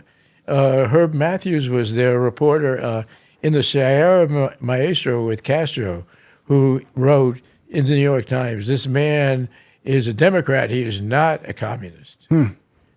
Wow. So I've heard that before. Castro was welcomed to New York, feted, etc., and then the rest is history. I didn't know that. Yeah, so the New York Times has had its finger on a number of these things. Because I grew up in New York and idolized the New York Times and was told, for me, my religion of a Reformed Jew at that time was Bagels and Lox and the New York Times Sunday edition. Yeah. Synagogue, not so much. Yeah. Maybe twice a year. But and it wasn't just the Jews, it was New York. It was that's what we all, and not just New York, everybody in the media. Yeah. To this day, the New York Times is looked on as the authority, even though they bullcrapped up the wazoo about Trump and Russia and everything. Yeah. But they somehow or other, they're Teflon. Yeah. No, they are. And they, continuously lie and manipulate and gaslight. Yeah. And one of the techniques for that, and one of the techniques for all of our mainstream media when they're smart ones, is that they'll throw in some good reporting. Yeah. They confuse you. Yeah, that little curveball. It's like, oh, here's a good one. Oh, here's a poll that shows Trump beating Kamala last week. And it's like, oh my gosh, the New York Times. It's kind of funny watching the left get mad at the New York Times. But, it's like, it seems like all a setup. So you were the editor at large for the Epoch Times for 5 years. How do you think you being there helped shape, public policy? I have no idea.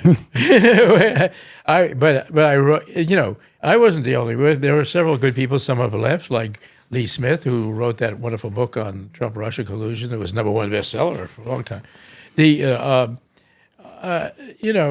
did what we could. Like when they didn't edit me until recently. So I mean, I was getting quite a number of readers. I could tell because they had a system by which you would tell which op-eds of the week were the most watched, which is the most by clicks. And I was always one of the 2 or 3 highest. So a lot of people were reading it, but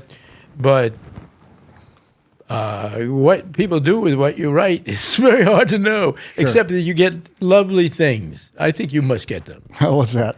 Well, you get people writing you a note or a text or an email absolutely. saying, "Gee, what you said is so right, and I wish I could say it." Yes. So that makes you feel good. Yep. But those are always coming from people who already agreed with you. Right. So you have to keep that in mind. Also, I get, because I'm Jewish, I get a few anti-Semites. That's always thrown in. And then I get other people who are adamant lefties will say I'm crazy and and how could I do this, and I was smart 15 years ago, but what are you saying now? Yeah. But I get that sometimes. But not that much of it. Not that much. Yeah. That resonates. It's so funny. Like, you've changed. It's like, oh gosh, I didn't really change. Yeah, on purpose. The whole thing about change is I'm pro-change. The reason is if you believe in democracy or a republic with democratic elections, you have to believe that people should be able to change. Yeah. Otherwise, just give it up. Absolutely. Now, that's one of the things I love about Joe Rogan so much is that he will not just be like, oh, this is how I feel about it, and not be open-minded. He's always open to changing his mind if he gets good information. Yeah. No, I'm interested in one of the things you said, Humpson, that I hadn't occurred to because I get so fed up with our city government here. And you said that city government might be more valuable than state and national, certainly. I had never thought of it that way. Yeah. No, I don't know if I subscribe to what you're saying yet. I'd like to give that some thought. We can make real change in the city. One part of it I know is obviously true is that you can have more effect locally. Yeah. That's a given almost. Yeah. But so I have these libertarian instincts that want me to say screw it all. Yeah, right, exactly. but it's a good approach, and I'm glad you said it. I mean, it made me look at it slightly differently, and I agree about the Rogan thing. If you're not open-minded, go away. Yeah, you're a bore. Exactly. Among other things. Yeah, people are so afraid to admit that they're wrong or change their mind, but I think that people will find if they openly do it, they'll get a lot more people that appreciate, because it builds trust too. You build trust with people when you acknowledge when you were wrong. You build trust with people when you acknowledge, hey, this is what I thought, but this information came in and I think about it differently right now. Yeah, I never should have taken the shots in the first place. Right. Well, there you go. I admit it completely. Yeah. My wife and daughter did not. Mm-hmm. Yeah. My daughter got COVID a couple of times, but not very seriously. Yeah. And my wife never got it. Yeah. My mom took mom and dad, and we talked about it as a family. And, we purchased a hospital in Mexico 9 years ago for my mom. She was sick. Where in Mexico is it? Tijuana. Oh, in Tijuana? Yep. Just across the border? Just across the border, yeah, right across the border, 30 minutes from the border. I lived in L.A. so long in the days when you could cross that border really easily. Yeah, well, you can cross it going in there now, and it takes a long time. Oh, yeah. To go back. That was me. But we had put her rheumatoid arthritis in remission 9 years ago. She was our first patient, and we had talked about, like, as a family, whether she gets it or not. Here's the pros and cons. It's like, well, your rheumatologist isn't telling you this, but there's a chance it could reactivate your RA. And, but she had pre-existing conditions, had a lot of old side effects from the old medications she took before we got her remission. takes a vaccine 2 months later after being in remission for 7 years. RA is back full blast. And, taking responsibility, I'm glad we were able to make the decision logically. We made the decision. We got to live with it. And, we were able to get it back under control, and we're dealing with it again now. But point being, we knew the potential risk, and actually what our fear was actually happened.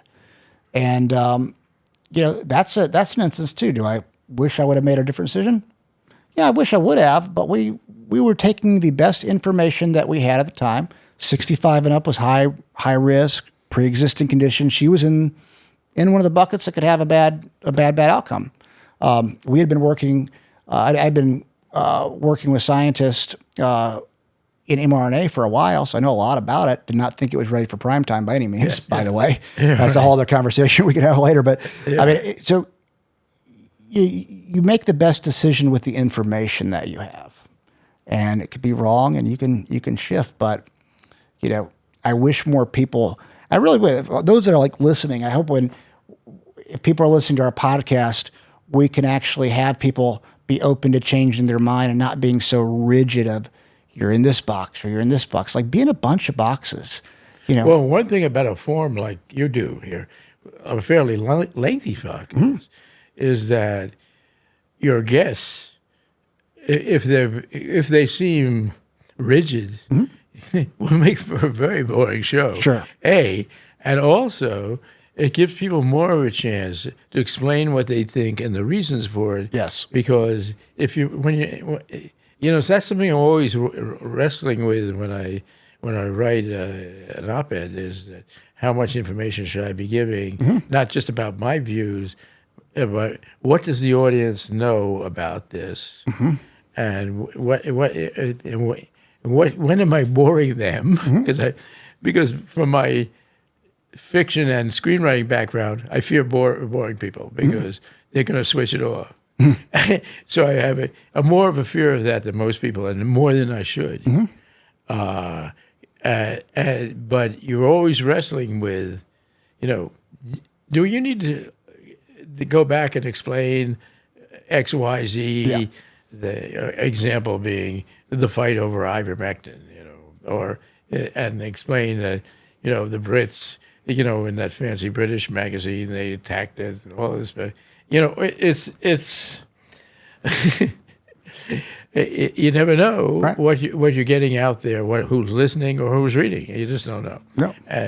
And you go with your gut finally, but it's a problem.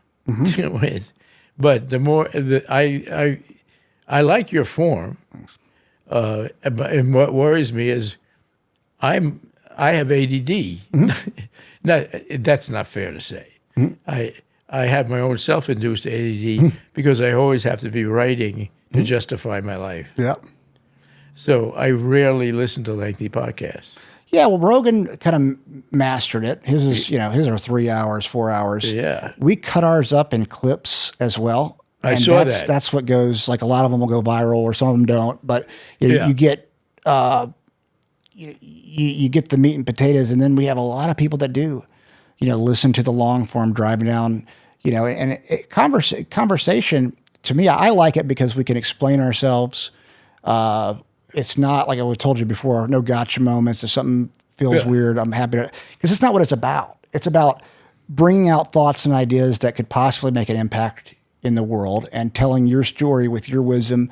For instance, you're 80 years old.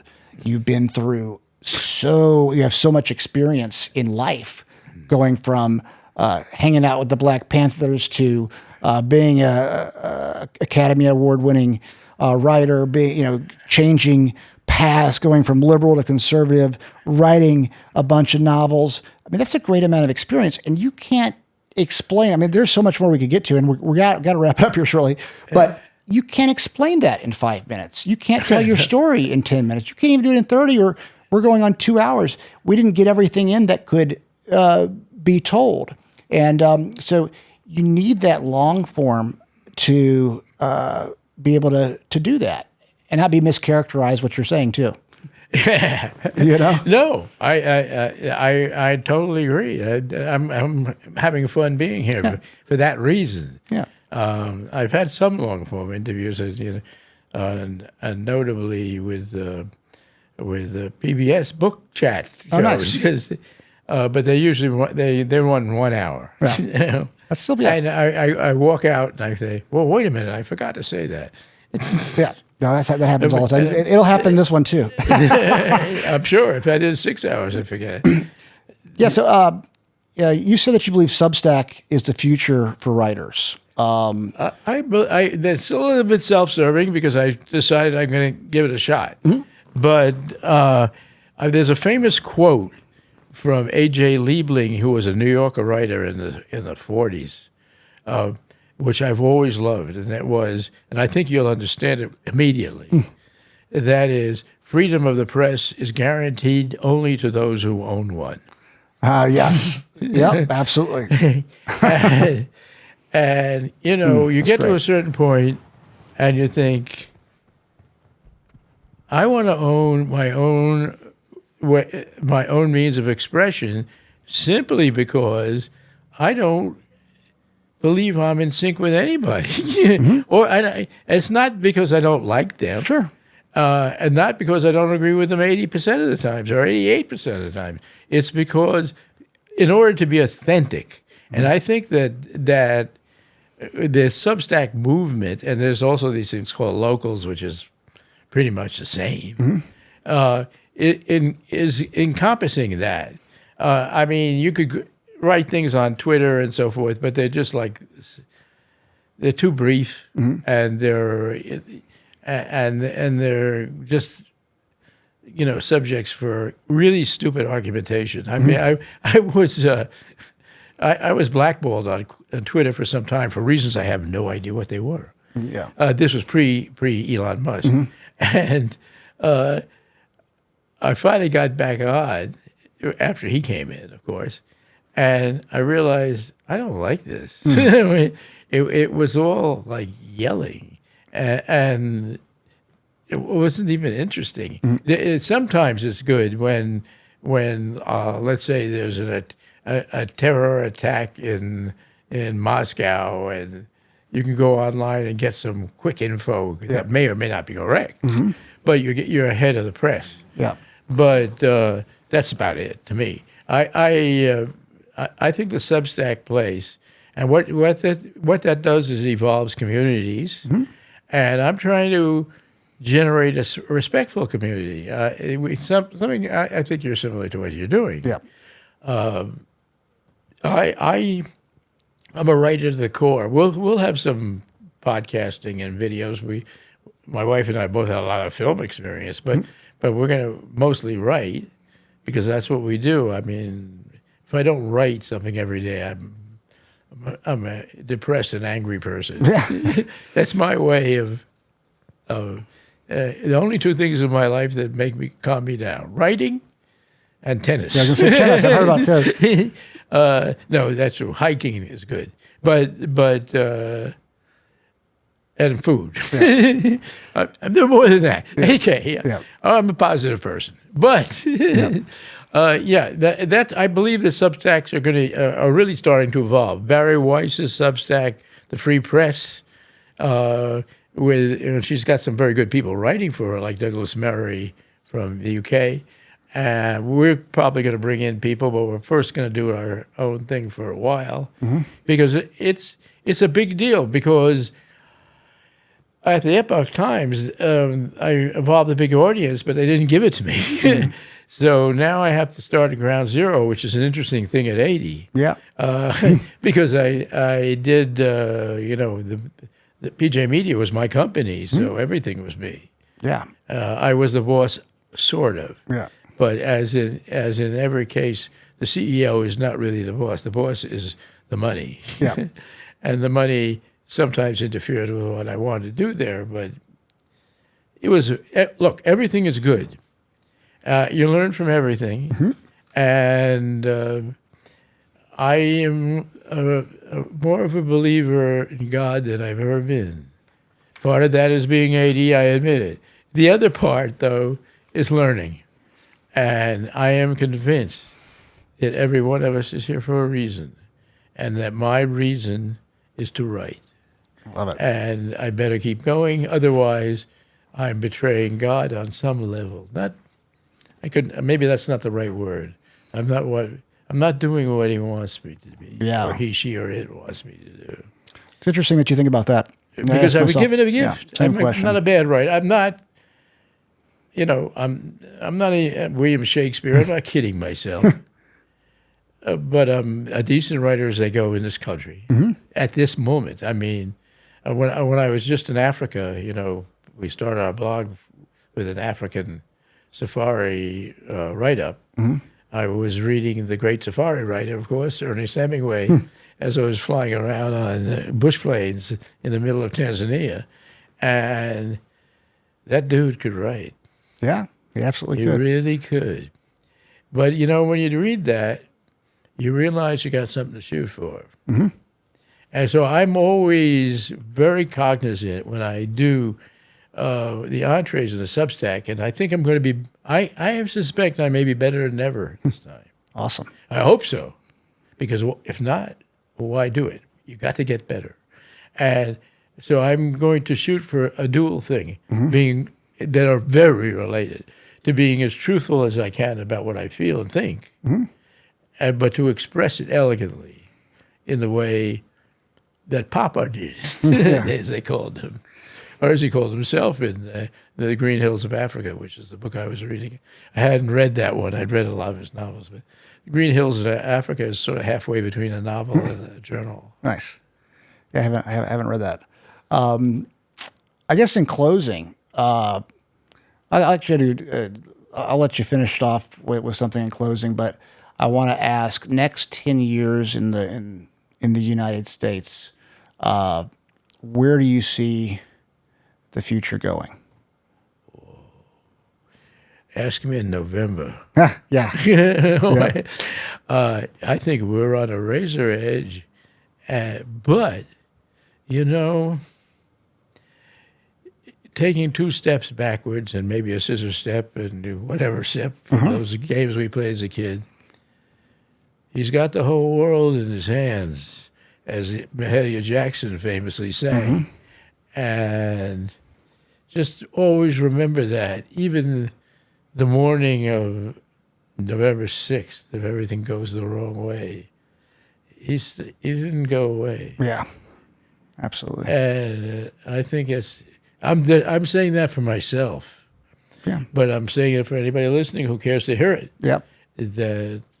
Because part of me, I always joke around with my wife that, well, if things go wrong, we can always move to Israel or Argentina, because I'm a great lover of Javier Milei. Yeah. He's a fantastic person. I love that guy. Puedo hablar español better than I can Hebrew, so it might be smart to go to, and I love steak, so why not? Yep. However, probably not. Probably none of the above. Probably I'll tough it out in Green Hills. Yeah. That resonates with me because, we can get into like this, the earthly world that we're dealing with, but I lean on God constantly. A lot of my decisions, I'm like, okay, what should I do here, God? Just kind of lead me in that. Because sometimes did you do that when you were younger?